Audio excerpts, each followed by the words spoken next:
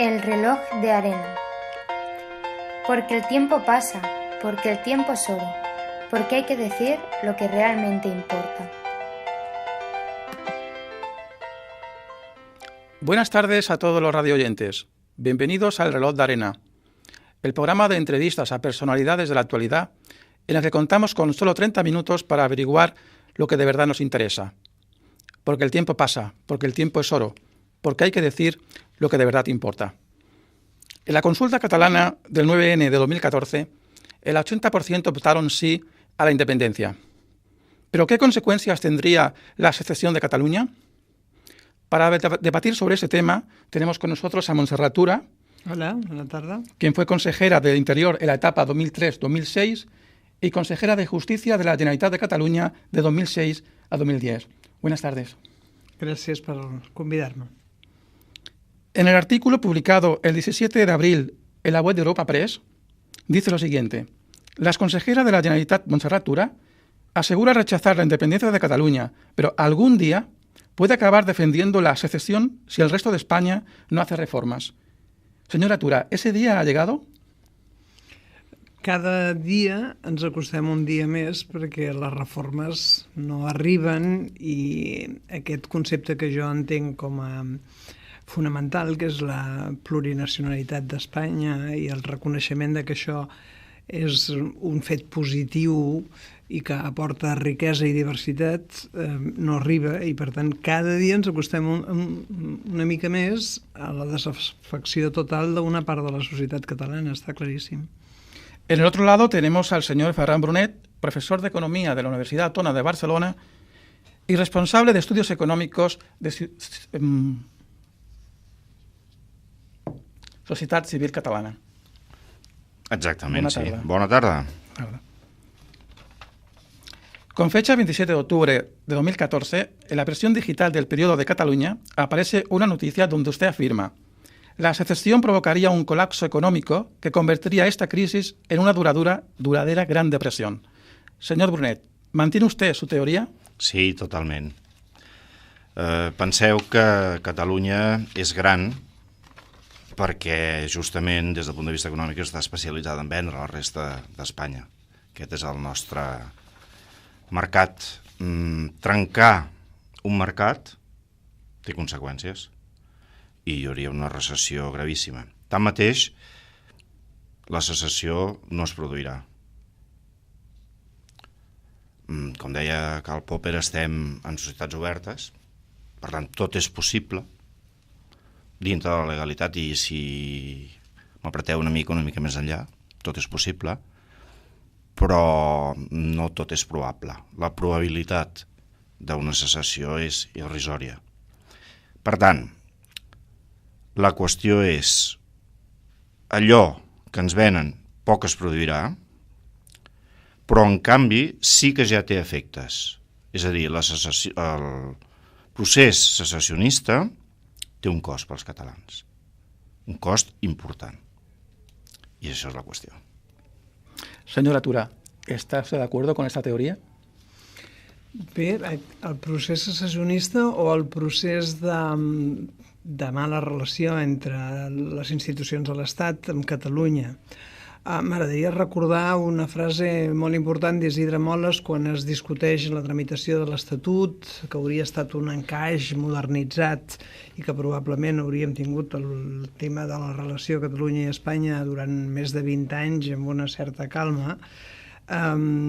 Després d'aquell procés tan terrible en el que el Partit Popular converteix l'intent de tenir un nou estatut en una cosa contra Catalunya i contra els catalans, Isidre Moles els diu: qui escup cap en l'aire ja sap el que li espera.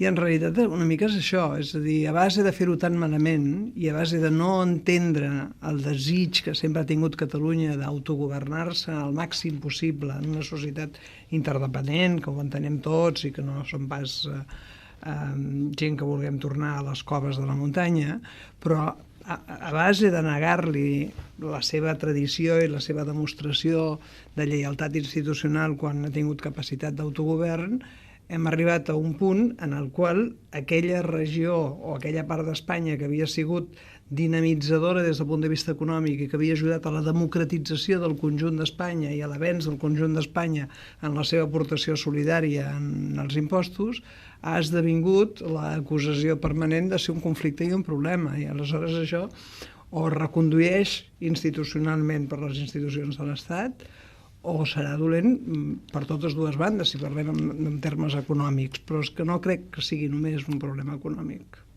Señor Brunet, usted ha afirmado que la independencia de Cataluña es un sueño imposible. ¿Por qué le parece que esto es así?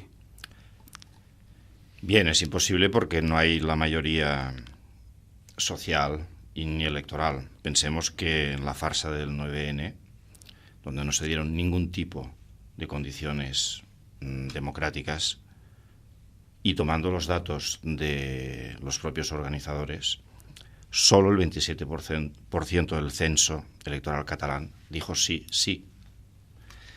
Claro, entre el 27 y el 50+1 hay un espacio largo, y además hay que tener presente que decisiones de este tipo, bien, con el 50+1 no sé si es suficiente, en el sentido de que, por ejemplo, para reformar el Estatuto de Cataluña, que es una ley solo orgánica, también para reformar la Constitución, por otra parte, se necesita 2/3 partes. Okay, estamos muy lejos de esto. Además, como hemos visto desde entonces, bueno, la fuerza va bajando, no porque no se siga poniendo muchísimo dinero, sino porque bien, la gente se va dando cuenta de que probablemente no es lo que más le interesa. Yo estoy de acuerdo con Montserrat Tura en su posición sustancial de que hay que mejorar las relaciones con España. Mejor dicho, yo creo que precisamente tomando la tradición del catalanismo, hay que mejorar lo que es España. El catalanismo siempre ha sido hispanista. ¿En qué sentido? Pues precisamente en el sentido que lo decía nuestro profesor de esta Universidad Autónoma, Isidro Molas, ¿verdad?, que ha citado la señora Tura, y que está relacionado con su propia tesis doctoral, ¿verdad? Es decir, el catalanismo siempre ha intentado mejorar Espanya. Precisamente lo que nos encontramos hoy és que s'hi han girat d'esquena, per dir-ho d'aquesta manera, no? Per què s'hi han girat d'esquena? Jo no diré que siguin traïdors al grup separatista que s'ha girat d'esquena contra la resta d'Espanya, traint també, i penso en el president Pujol, traint els seus punts de vista tradicionals seus, no? Miri, probablement, si intentem dir la veritat, oi, com és la pretensió d'aquest programa, exactament, i anar al gra, probablement el lloc de Catalunya a Espanya ha canviat. Justament perquè, podríem dir, si m'ho permeteu, la resta d'Espanya s'ha catalanitzat. Si el propi de Catalunya era la indústria, hem vist com la indústria ens sortia de Barcelona als anys 70, hem vist com ens sortia més enllà de la metropolitana, i com avui hi ha més indústria, molta més indústria fora de Catalunya que a Catalunya, naturalment. No oblidem que Catalunya era la Manchester d'Espanya, no? Clar, tot això, a Déu gràcies, ha canviat. El país ha canviat. Això també voldria dir, potser, que en el procés de transició democràtica i en el procés de descentralització extraordinària, com a cap altre país de l'OCDE s'ha produït des d'aleshores, probablement qui més hi ha guanyat és la resta d'Espanya. I val la pena d'afegir, com deia Mariano Ganduxer, fundador també que fou de Societat Civil Catalana i d'Empresaris de Catalunya, que igual que aquí hi ha separatistes, a la resta d'Espanya hi ha separadors. Hi ha massa separadors a la resta d'Espanya. Per això és ben probable que, efectivament, el tema català pugui ser conduït com un boomerang per un partit que necessiti guanyar unes eleccions i que com pitjor li vagi la qüestió catalana, per entendre'ns, a la resta d'Espanya més resultats tindrà, ¿no? Que es tensionar. Señor Brunet, usted ha dicho que la consulta catalana del 9N le ha parecido una farsa. Me gustaría que sobre este aspecto dijera algo la señora Tura. No només sobre això, si em permet, tenint en compte que ha dit diverses coses. Els organitzadors del 9N eren plenament conscients de que això no complia amb els criteris democràtics, i jo ho he dit 1000 vegades. Jo he fet d'observadora internacional a Nicaragua, a Xile, a diferents països, i no complia. Era un acte estrictament reivindicatiu, com ho han sigut les manifestacions amb què es cridava a independència, sabien que l'endemà no seríem independents, però si no hi hagués hagut aquesta mobilització en el seu conjunt, no tindríem la sensació de que la societat catalana està una mica cansada de que, havent estat solidària, se li digui insolidària, havent estat capdavanter en un conjunt de coses, se l'acusi de tot el contrari, havent aportat solucions polítiques com la reforma de l'Estatut se l'hagi maltractat. Per tant, però jo li diria, senyora Tura, si m'ho permet, perquè això és un cara a cara, que això és fer victimista, simplement. Perquè tot això és fals, a més. Gens. Jo sempre he pensat que els que fan victimisme ho fan per no assumir responsabilitats. Jo assumeixo les responsabilitats de tot el que he fet. Quina? Les responsabilitats de totes les meves declaracions i de totes les meves crides a la mobilització. Sí, però el discurs que està fent ara no és ben bé pròpiament seu. Em deixarà que intenti rebatre-li algunes de les coses que ha dit. Se'ns ha anat fins i tot a la transició. Doncs si parlem de la transició, jo li dic que el problema, el que està passant, és precisament que el sector més unionista i en aquest sentit uniformista de l'estat espanyol s'ha apropiat d'una Constitució que era una Constitució que garantia la plurinacionalitat d'Espanya. És a dir, no és casualitat que l'article 2 de la Constitució, i aquí van tenir-hi molt a veure els partits d'esquerres i els anomenats nacionalismes perifèrics d'aleshores, que per cert jo no m'he declarat mai nacionalista, ara tampoc ho soc, deia, vostès no tindran vel·leïtats independentistes i per tant parlem de la indissolubilitat del territori, però nosaltres els hi reconeixem a vostès des del principi que són una nació, que havia estat el tema històric. Però escolti, si no hi ha regió a Europa que tingui més autonomia que Catalunya. Com que això no s'ha reconegut i com que s'ha posat en qüestió... Com que no s'ha reconegut? Com que això no s'ha reconegut i s'ha posat en qüestió fins i tot l'ús d'una cosa tan normal i que la tenim en el nostre llenguatge col·loquial com és la nació catalana i els elements de caràcter nacional que sempre hem considerat, aleshores... Què vol dir l'estelada? No vull dir l'estelada. L'estelada és una bandera de reivindicació. Perquè la senyera l'han abandonada, igual que han abandonat el seny els separatistes. Escolti'm, si vols que discutirem. Jo no he abandonat mai No, jo he dit els separatistes, no vostè. D'acord, doncs aleshores situïs en el debat que estem fent en aquests moments, perquè em sembla que ens han convidat per debatre vostè i jo. Si vostè vol debatre amb els separatistes, faci-ho. No, és que vostè té una tendència a agafar els arguments separatistes i fer-se la víctima. Jo no m'he fet la víctima de res. Jo rogaria a los invitados al contrari, li puc dir que en aquests moments tenim un estatut que ens permet un munt de coses per desenvolupar que no s'estan desenvolupant, però ni per als que s'anomenen nacionalistes a Catalunya ni per les institucions de l'Estat que no ens ho reconeixen. Però preocupats estan. Que no ens ho reconeixen aquelles coses que l'Estatut del 2006 ens va donar. Per tant, estem davant d'un conflicte polític gravíssim que ningú ha sabut canalitzar a través de les institucions. M'aturo aquí perquè si no el moderador em renyarà per abús de temps. Sí, tenemos solamente 30 minutos. Me gustaría que fuesen más cortos en las respuestas. Me gustaría tocar algunos puntos, como, por ejemplo, cómo quedaría afectado el comercio entre Cataluña y el resto del mundo si Catalunya se declarase independiente. Sí, miri, amb la resta d'Espanya, atenent altres estudis de processos de secessió, on la reducció del comerç bilateral va entre el 40 i el 60%, doncs bé, un estudi que ha fet Societat Civil Catalana, que tenen a la web nostra, hem triat per un 45% de reducció del comerç bilateral. Clar, això voldria dir que el producte interior brut de Catalunya et cau un 15,2% i que l'ocupació et cau un 16%.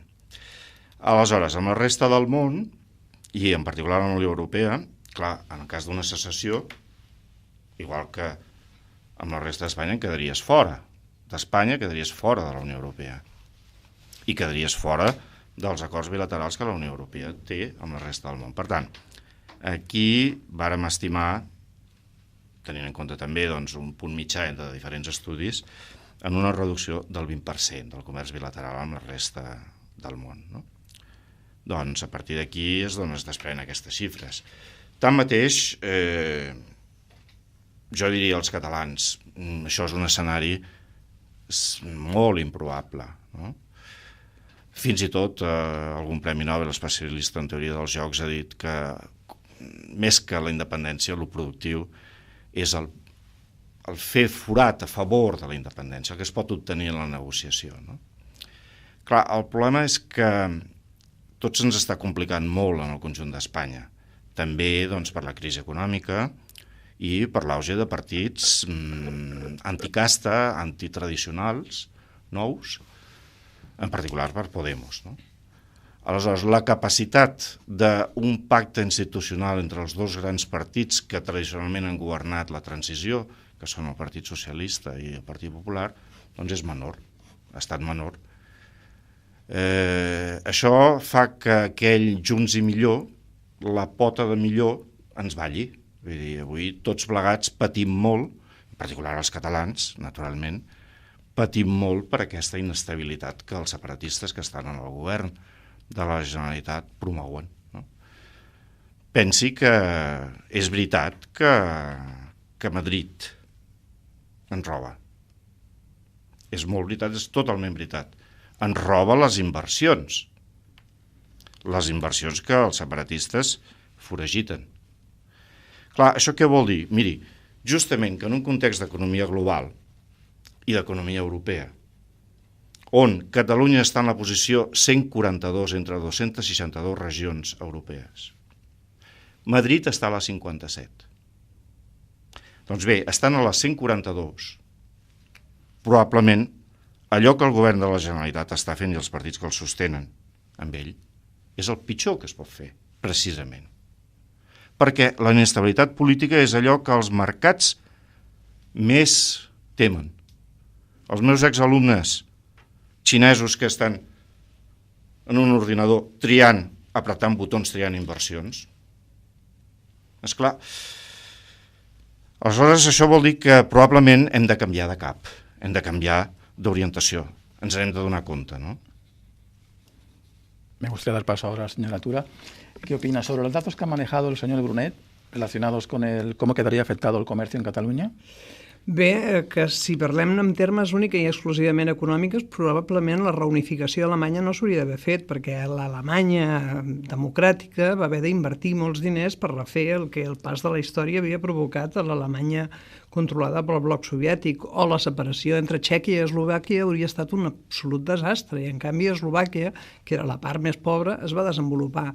És a dir, deixarà d'agradar-los les anxoves de l'escala en els senyors de Madrid? Jo crec que potser no els hi deixaran d'agradar i continuaran comprant-les. És a dir, que aquesta és una tesi en la qual es perdria quasi bé tot contacte amb Catalunya amb la resta del món, que per cert és un món globalitzat i que per cert jo ja voldria incorporar a l'activitat econòmica de Catalunya més capacitat productiva, perquè un dels problemes que tenim en aquests moments és que el sector que més llocs de treball ha perdut, però no només a Catalunya, sinó en el conjunt de l'Estat, és l'industrial.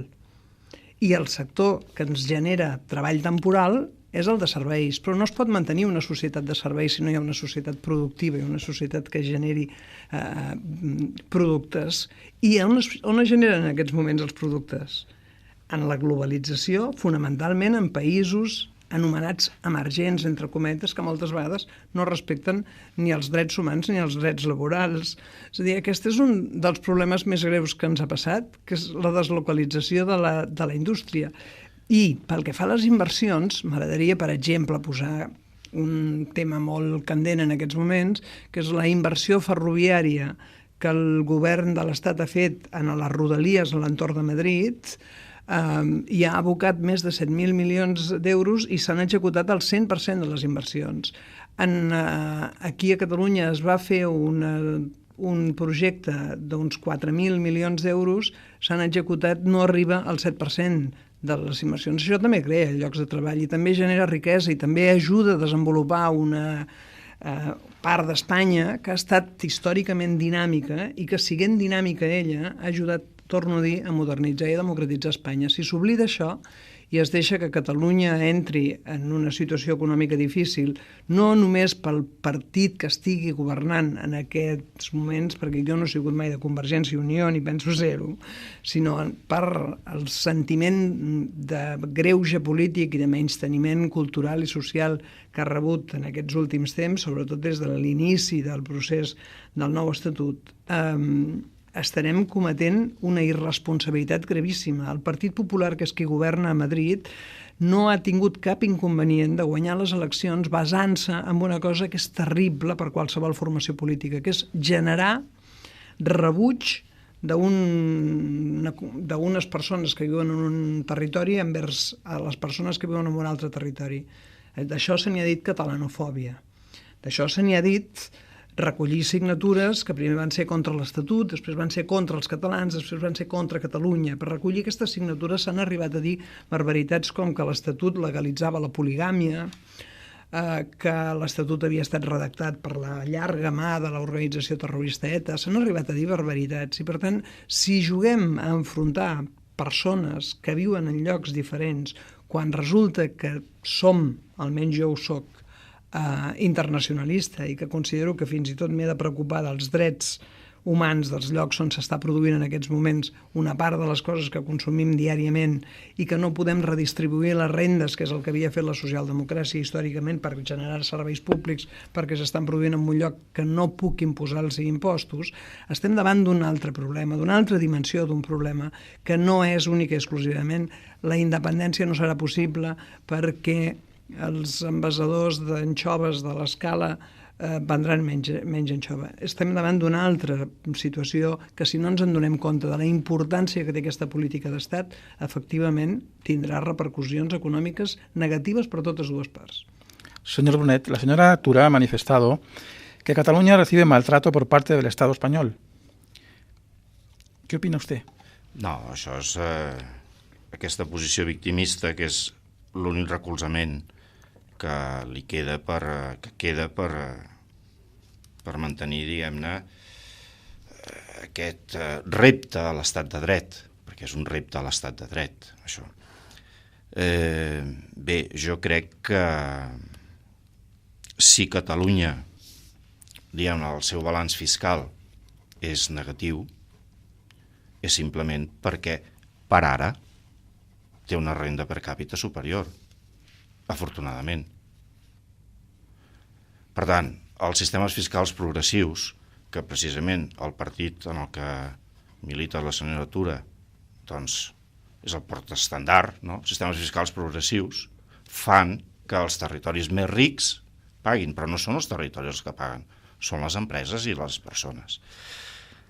Aleshores, clar, voler que no hi hagi progressivitat doncs és canviat completament les regles de joc, perquè la progressivitat avui, sobretot, a qui serveix és a la gent amb menys recursos. Vull dir, avui l'estat del benestar està finançat precisament per la progressivitat i, en conseqüència, el negar-te, diguem-ne, a tipus progressius, doncs ens portaria això, no? Val la pena d'afegir que, sens dubte, no tot el comerç cauria, i el més important no és aquesta anècdota de les anxoves extraordinàries de l'Escala, però si les anxoves de l'Escala també caiguessin, no el 100%, però el 20%, ja molts pescadors de l'Escala, oi, haurien d'anar a un altre lloc. Aleshores, la qüestió és, miri, Catalunya, que ha estat gran, que és gran, està en circumstàncies difícils. Primer, si volen, per al tema de la globalització, vull dir, la capacitat de treure capital que té Catalunya, ho hem de dir d'aquesta manera, ha minvat. Jo crec que l'enemic de Catalunya, sincerament, no està, jo que sóc independent, no està en el Partit Socialista Espanyol, no ha estat tampoc en el Partit Socialista Espanyol, tampoc en el Partit Popular, i més aviat està en les forces catalanes que estan trencant el que és clàssic a Catalunya, el que és tradició a Catalunya, que és la concòrdia. Aleshores, això té efectes molt importants també des del punt de vista econòmic, des del punt de vista social. Per tant, si, per dir-ho d'aquesta manera, per confrontar, oi, amb claretat de concepte, si volguéssim, perquè jo ja sé que no és un tema personal de la senyora Tura, però si volguéssim dir-ho d'aquesta manera, miri, l'enemic de Catalunya no està fora de Catalunya, no és la resta d'Espanya. Per bé que hi ha prou disfuncions, l'enemic són aquelles persones que han millorat la seva posició política precisament fent-se la víctima i trencant el país. Si m'ho permeteu dir-ho d'aquesta manera, en termes ben actuals, jo com a català estic molt indignat contra els meus connacionals, també en cognoms amb Z, també són connacionals meus, que m'han trencat el país. I me l'han trencat a mi. I l'he vist com l'han trencat. I el veiem com el segueixen trencant. I com el volen seguir trencant. I sobretot pels nostres fills. Haig de dir que la gent pren decisions. Tothom sap el que fa a casa seva. Què fa amb la seva família? Què fa amb els seus Señor negocis? Brunet, me gustaría dar paso a la señora Tura, antes que se nos agote el tiempo. Si revisa una mica les meves expressions, veurà que jo no utilitzo mai, precisament pel respecte que tinc a l'estat de dret i a un concepte molt avançat i molt modern d'una democràcia que s'ha d'anar aprofundint dia a dia. Jo no utilitzo mai expressions com enemics, menys enemics a batre. Ara sí que opino que hi ha formulacions de l'expressió política i de la política institucional que poden cohesionar un país, un estat divers, un estat plurinacional, o que poden enfrontar-lo entre les persones en funció de la seva procedència. I aquí sí que hi ha una opció a fer. El gran problema, no ara, al segle XVIII, al segle XIX, al segle XX, ha estat com unir aquests territoris i que aquests territoris se sentissin units lliurement. Aquest ha estat el tema pendent. I si són incapaços els que avui tenen altes responsabilitats en les institucions, caldrà que s'ho mirin. Però jo els hi recordo, Pi Margall, segle XIX, el llibre El Federalismo, ell parla del libre consentimiento de las naciones. Y quien se atreva a negar que Cataluña lo es entre todas las naciones la más milenaria, diu literalment Pi Margall en un llibre escrit en castellà, doncs aquí és que no ha entès la lliçó de la història. Si no ens llegim a Valentí Almirall, si no ens llegim no només a Prat de la Riba, sinó també a Rafael Casanovas o Serra Moret, que són pensadors que venen de l'esquerra i que abracen el socialisme. Pel que fa no només a la progressivitat en l'àmbit impositiu, de que qui té més pagui més, perquè qui té menys ha de rebre més, i perquè quan hi ha serveis públics de qualitat això es converteix en el patrimoni de tots els ciutadans, però també a Catalunya és imprescindible que els catalans se sentin lliures dintre de la seva terra i es reconeguin en aquesta seva terra i en aquesta seva llengua. Per tant, si no han entès les lliçons de la història, si no han entès què va significar Duran i Bas a meitat del segle XIX fent la reivindicació de mantenir les institucions del dret propi de Catalunya, no han entès res, i vostè utilitza una terminologia que jo no l'he fet servir, no només en aquest cara a cara, sinó que no l'he fet servir mai.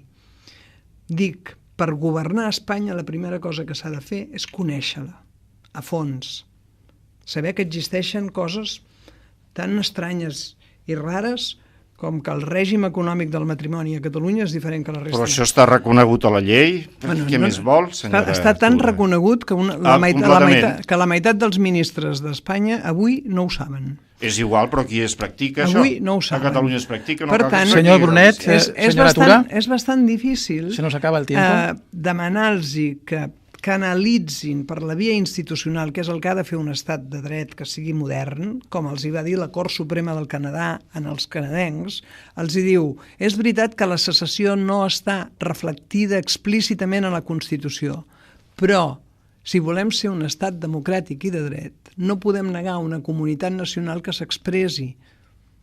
I, per tant, no seríem un estat democràtic si sotmetéssim contra la voluntat de la majoria a una comunitat nacional que no vol formar part del nostre estat federal.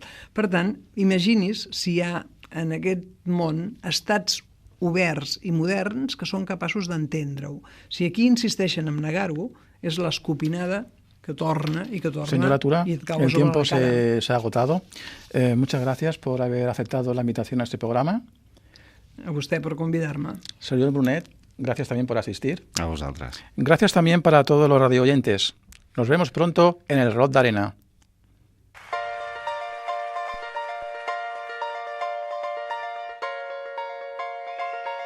El reloj de arena. Porque el tiempo pasa, porque el tiempo es oro, porque hay que decir lo que realmente importa.